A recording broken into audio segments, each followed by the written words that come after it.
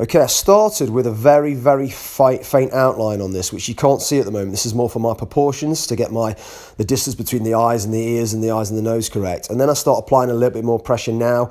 So you'll start to see the shape of the head forming. Now this obviously is a lot longer process than it looks, but I've shortened and edited the video because this is a little bit more of the boring process for you guys to be watching. This is more for me to get the shape of the head and like I said, the proportions correct. Now I'm still outlining at the moment. I'm going a little bit deeper, but I'm actually working on the hair. So I'm working on the darker parts of the hair because again, there's some very, very different shapes in this hairline compared to the last one I did.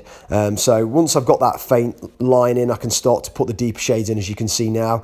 So I start to work on the darker shades first, really fill all those in, and then I can fill the rest of his hairline in with the lighter shades. Obviously there's little bits I'll leave with the page exposed underneath to create that like white flick as well, because obviously it's the light casting against his hair. He's obviously got some product on his hair because it is quite shiny, especially on this image itself that I chose to draw. So there will be white lines which you can see as well. That's just, like I said, the page just exposed underneath the drawing.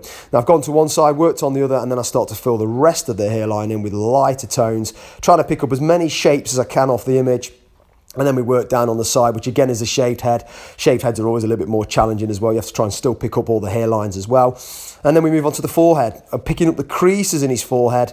So I'm not going over the top by pressing on, but I'm trying to do very, very faint lines and trying to get the shades of the light casting against the forehead before we move on to these darker eyes. This is where the actual image starts to step out of the page. Once the eyes come in and you've got the darker tones, it tends to step out the page a little bit more on that, and it tends to come to life a bit more as well. So once I've done the eyes, you can see the nose has appeared as well, or part of the nose. I will go back to that and complete that later on.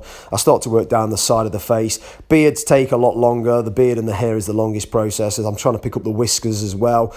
So I'm not just filling it in. I'm trying to pick up different lines of the way that the beard goes, the way the whiskers goes, before I move down to the beard itself. And again, I'm trying to pick up the shapes in the whiskers, shapes in the beard, moving down towards the mouth. Now, you won't actually see me draw a mouth on a time lapse. The simple fact is I have to get closer up to the drawing, and you're just going to see the back of my head. So it's a little bit pointless drawing that. So I'll work on the other bits. I'll work on the beard, and then all of a sudden you'll just see the mouth appear.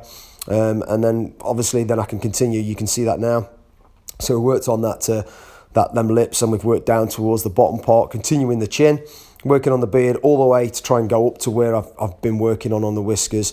And obviously you can see there's a slight gap in his beard below his chin, leaving his chin exposed, so we'll just go and fill in the shades on that as well. Now what I'm doing now just below this ear is I'm working on the creases of his neck, because he's turning to his left hand side. There is slight creases in his neck, and then we can obviously work on the ear itself, again, which I like doing ears because there's so many different shades in an ear. The deeper shades inside, and obviously the lighter shades on the outside as well, so they're a little bit more challenging, but I do like working on those ears. Once I've done that, I'll go back over some previous bits, just try and, again, I might look at it differently from the day before. So obviously this is done over a few days process. It's not just one fell swoop. So I'll show you again. One time it might be different to how I look at it the next day. So that's why I have to go over it. Now I'm just doing the outline of his suit now.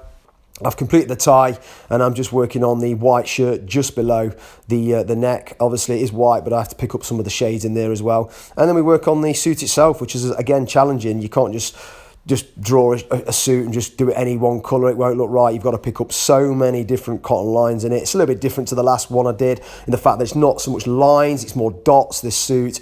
But again, I have to try and pick up all the lines. You can see on one side, on the other side of his tie, it's darker than this. But there are a couple of creases actually in the arm of this suit, which you can just pick up now. There's just a couple of darker lines that I filled in, and that's where his suit just is creased up on the image itself. So I run in through that, and then I just run round that to complete the rest of his suit.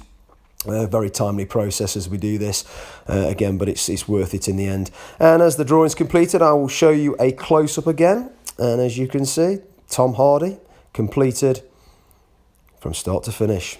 And I would appreciate your feedback, guys. Any requests, I will certainly take them on board, and you never know, I might have an attempt at them next.